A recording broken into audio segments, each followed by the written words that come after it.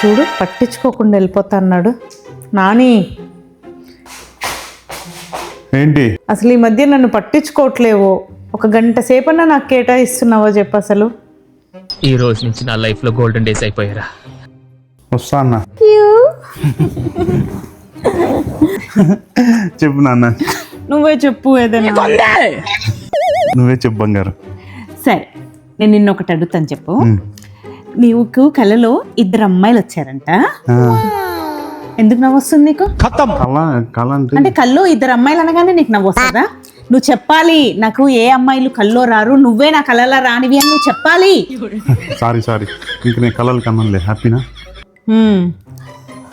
దాన్ని వదిలే, ఇంకొకటి అడుగుతా. సరే నువ్వు కారులో వెళ్తా ఉంటే ఒక అమ్మాయి నవ్వుతూ నీ దగ్గరికి వచ్చి నీతో మాట్లాడాలని ఆపు. ఆ నుంచి నవ్వుకుంటా నా దగ్గరికి మాట్లాడడానికి వచ్చే ముందే దాని మొహం పైన గుద్ది చంపేస్తా. ఇలాంటివన్నీ నా దగ్గర పెట్టుకోవద్దు అని.